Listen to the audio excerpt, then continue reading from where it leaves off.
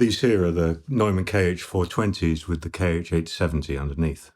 And then I'm running a surround system also with multiple KH310s in this room. The way that I've set it up in here, I can do full 3D or I can do 5.1s or 7.1s. I spend money on three things: my speakers, my screens, and my chair, because those are the things I use most. I think speakers are incredibly important. There's that tactile feedback that comes from hearing what you think it should sound like. And there's always that depressing point where it never quite sounds the way you want. It's not just that they're exciting, because there are very hyped speakers out there that sound amazing.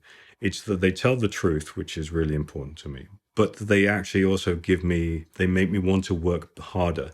But it isn't depressing. It's actually an enjoyable thing. When it sounds good, it sounds amazing. And so I like the fact that there's a sort of balance between being clinical and being enjoyable. And that's tough to do. There are an awful lot of clinical speakers out there, and then there are these overhyped, enjoyable ones that actually don't tell you the truth. And I think this is the best combination I've ever come across.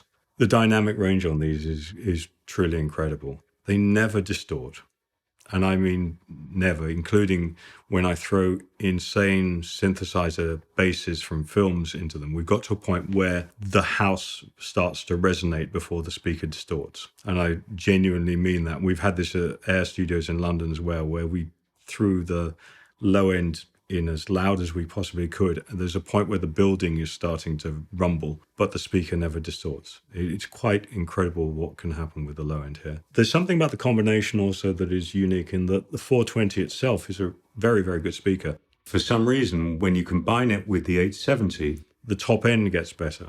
It's not just the low end. It's not just, for some reason, maybe it relaxes the pressure inside the 420 when it's not having to do so much work on the low end. Suddenly the top end seems to open up. It's effortless across the entire frequency range. I can go from desperately quiet to ridiculously loud. I like loud. And people who come in listen and just blink and go, is it that good? And you go, yes. And I know that at a point where Simon Rhodes, who's one of the great engineers in the world, thinks they're ridiculously staggering. And when I have Chris Boyes here, who is a 4-time Oscar winner, he and his team were here. He left. 10 minutes later, I get a phone call saying, that was great. What the hell were those speakers? Chris has now got a set. He just thinks they're incredible. I had a film director that I was working with a few months ago on a film. They phone me up complaining bitterly. There's a problem with all the mixes, the reference mixes you're sending. And I say, what? And I'm getting really concerned. What the hell's going on? It must be the setup you've got over there. No. We were sure it must be something you're sending. So what we ended up doing was taking these reference mixes to the dub theater, to the senior dub engineer who's a legend in Hollywood film music. In film sound. And took the mixes down and we play them in the dub stage, which is another perfect environment. They sound exquisite. They sound lovely. The director and the film editor couldn't work out how it could sound so good in here. And the only problem was that they suddenly realized all the problems they had in their own setup. They now want to buy in exactly this setup for their system. Once you get it right, it translates everywhere. It's immaculate. They're just the best speakers I've ever used. To anybody who's actually going to buy these speakers, the 420 is really good. It's a really good speaker. But it's the combination with the 870 that makes it into the greatest speaker in the world. If you're going to do the sort of work that I'm doing, which is films and large-scale recording, where you need a bigger speaker that's set further back, it's the combination of the 420 and the 870 that is the sweet spot.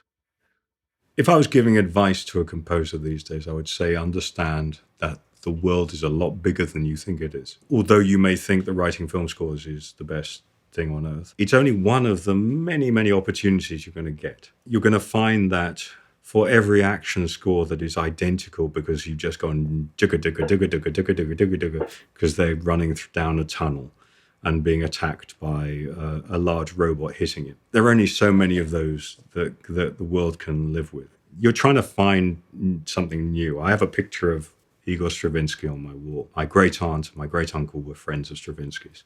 My great aunt did this drawing of him conducting. We were talking about Writer's Spring. And I said, well, would he like the synthesizers and stuff? saying, oh, yes, yeah, he grabbed the saxophone. When the saxophone appeared, he was always trying to find something new, always trying to find the next. And I think as a composer, trying to find the next is an essential part of what we're doing. You know, you look at some of the great work, unlistenable but great work from people like Sennheiser or some of the other avant-garde composers of the 50s and 60s, you know, which are actually prettier to look at than they are to listen to. But we're now sort of, in some ways, finally being able to actually create some of the visualizations that they were doing then, we can actually now create in a 3D space. I think it's the first time we've ever been able to do a lot of this. The quality of the recordings we're making is finer than there has ever been. And for every U67 that you have, which allows you that ability to touch the past, you also have